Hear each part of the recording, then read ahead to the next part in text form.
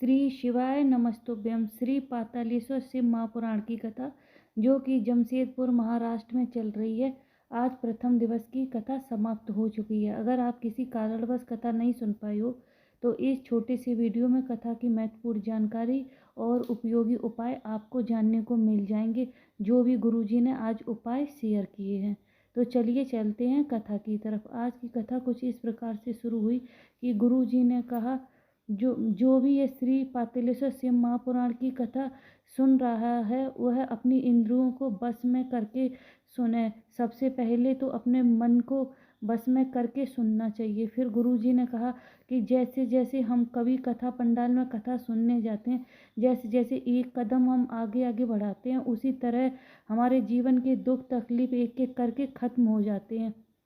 फिर गुरुजी ने कहा है कि जब कोई भी महादेव पर फूल या पत्ती या बेलपत्र कुछ भी चढ़ाते हैं तो वह कभी पैरों के नीचे नहीं आने देते हैं, ना उसे कभी इधर उधर कहीं भी फेंका जाता है। तो जब हम शिव मंदिर जाते हैं, हम शिव को स्पर्श करते हैं, शिव का पूजन करते हैं, तो फिर हम कैसे नरक जा सकते हैं? हमको भी कभी भी नरक नहीं जाना पड़ता है। फिर गुरुजी ने कहा कि सूर्य का प्रकाश हर जगह जाता है, सिर्फ पाताल लोक में नहीं जाता है। पाताल लोक में शिव सूर्य की एक भी किरण नहीं पहुंचती है। और ऐसा क्यों है? क्योंकि वहाँ पर जो सर्प रहते हैं उनके मस्तक पर मणि विराजमान रहती, वह ही इतना प्रकाश करती है कि उसे सूर्य की ज़रूरत ही नहीं पड़ती है।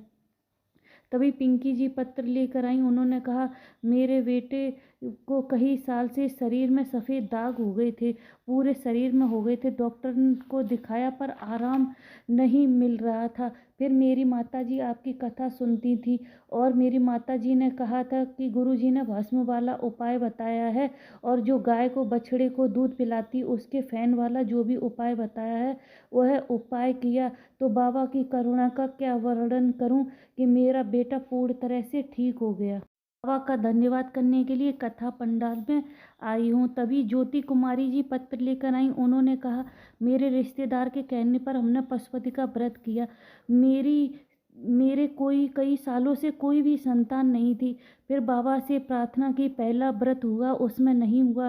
फिर दोबारा हमने पशुपतिनाथ का व्रत किया तो बाबा की कृपा से मेरा गर्भ ठहरा और मेरे घर में पुत्र ने जन्म लिया। बाबा का धन्यवाद करने के लिए आई हूँ। तभी गुरु जी ने एक उपाय बताया है काफ़ी अच्छा, जो हम वीडियो के लास्ट में आपके साथ शेयर करेंगे। गुरुजी ने कहा कि शिव पर एक लोटा जल जब हम समर्पित करते हैं तो 33 कोटि देवी देवताओं को वह जल प्राप्त होता है और उसका फल हमको अवश्य मिलता है। शिव पर चढ़ाए हुए जल का फल आज नहीं तो कल हमको अवश्य ही प्राप्त होता है। विनीता जी पत्र लेकर आई। उन्होंने कहा, मेरा बच्चा 8 महीने तक ना हिलता था, ना ज़मीन पर पाँव रखता था, ना गर्दन हिलाता था। डॉक्टर को दिखाया था तो डॉक्टर ने कहा इसे जेनेटिक नाम की बीमारी हो गई है। डॉक्टर ने कहा यह बच्चा ऐसे ही पड़ा रहेगा, ऐसे ही रहेगा। हम लोग बहुत परेशान थे। मेरे सास ससुर आपकी 3 साल से कथा सुन रहे थे। फिर हमने अपने ससुर से कहा तो वह सीहोर गए और सीहोर भेजा हमने उनको, वहाँ से रुद्राक्ष मंगाया और बाबा की कृपा का क्या वर्णन करूं कि उसका जल देने लगे और पशुपतिनाथ का व्रत किया और अपने बेटे के हाथ से ही बाबा पर जल चढ़वा देते थे। बाबा की ऐसी कृपा हुई कि मेरा बेटा बिल्कुल ठीक हो गया। बाबा का धन्यवाद करने के लिए कथा पंडाल में आए हैं। उन्होंने कहा कि गुरुजी व्यासपीठ से एक बेलपत्र की आशा है और गुरुजी ने उन्हें व्यासपीठ से एक बेलपत्र भी प्रदान की। डॉक्टर भी हैरान थे कि यह बीमारी कैसे ठीक हो गई, मेरा बच्चा पूर्ण तरह से ठीक हो गया। गुरुजी ने कहा कि अगर हमारा पाला हुआ कुत्ता अगर हमें काटे तो हमारा जीवन व्यर्थ है, कि हमने जिसको पाला है, खिलाया पिलाया, वह ही हमको काटे तो हमारा जीवन व्यर्थ है। उसी तरह से अगर हमारा कमाया हुआ धन अगर हमारे बच्चे को बिगाड़ देता है तो भी हमारा जीवन श्रेष्ठ नहीं, तो भी हमारा जीवन बेकार है। अगर वो किसी व्यसन में, शराब में, मदिरा में, अगर किसी में भी लगा है या वेश्याव्रत में किसी भी गलत कार्य में लगा है और हमारा धन अगर सही जगह नहीं जा रहा है तो भी हमारा जीवन अच्छा नहीं है। तभी सुषमा जी पत्र लेकर आई। उन्होंने कहा, मेरे चेस्ट में कई सालों से गठान थी जो कि 10 mm की थी। डॉक्टर ने ऑपरेशन को बोला था। तभी मेरी दादी ने कहा कि रुद्राक्ष का जल पियो। फिर मेरे पास रुद्राक्ष नहीं था, फिर हमने सीहोर से रुद्राक्ष मंगाया और उसका जल पीने लगे। जब डॉक्टर को दिखाया तो डॉक्टर ने कहा आपने कहीं से इसका ऑपरेशन करवाया है क्या? तब हमने कहा नहीं। डॉक्टर ने कहा गठान तो बिल्कुल गल गई है। तो हम बखुशी, मेरी खुशी का ठिकाना नहीं रहा और हम बाबा का धन्यवाद करने के लिए कथा पंडाल में आए हैं। तभी ब्यूटी जी भी पत्र लेकर आई। उन्होंने कहा कि मेरी माता जी के चेस्ट में कैंसर हो गया था। डॉक्टर ने ऑपरेशन के लिए बोला और ऑपरेशन भी कराया तो भी वह पूरी तरह से ख़त्म नहीं हुआ। फिर हमने बाबा पर जल चढ़ाना शुरू किया और उनको जल देने लगे। बाबा की कृपा से उनका बिल्कुल कैंसर ठीक हो गया। तभी मेरे बेटे की नौकरी नहीं लग रही थी। मेरे बेटे ने कहा कि सीहोर वाले क्या मेरी नौकरी लगवा सकते हैं? हमने कहा सीहोर वाले तो नहीं लगा सकते, पर सीहोर वाले जिसको भजते हैं उन बाबा पर अगर जल चढ़ाओगे तो अवश्य ही बाबा करुणा करेंगे। फिर हमने उससे कहा मंदिर जाओ। उसने कहा हमें शर्म आती है, हम पढ़े लिखे हैं, हम मंदिर नहीं जाएंगे। फिर मेरे कहने पर, मेरे आग्रह पर वह मंदिर जाने लगा। आज बाबा की कृपा से वह महाराष्ट्र बैंक में सरकारी नौकरी कर रहा है। बाबा का धन्यवाद करने के लिए आई हूँ। तभी गुरुजी ने कहा कि अगर एक बेल वृक्ष है, अगर उसको जब वो पूर्ण तरह से सूख गया है तो उसकी जड़ ले लो, उसकी जड़ का चंदन बनाकर उसका लेपन करो। यह आपको 5 शिवरात्रि या 5 प्रदोष करना है और उसकी गोलियां जब चंदन लगा दो शिव जी को और उसको वहाँ से ले आओ और उसकी गोल गोल गोलियां बना लो और पातालेश्वर महादेव का नाम लेकर वह गोलियां आप रोज खाओ। अगर आप ऐसा खाते हो तो आपके कमर में हड्डी में गैप बताया है या आप ज़मीन पे नहीं बैठ पाते हो, आपके शरीर में कोई भी दिक्कत है, कोई भी परेशानी है तो वह सब ठीक हो जाती है। लेकिन आपको बेल वृक्ष की जड़ सूखी ही लेनी है, जो वृक्ष पूर्ण तरह से सूख गया हो।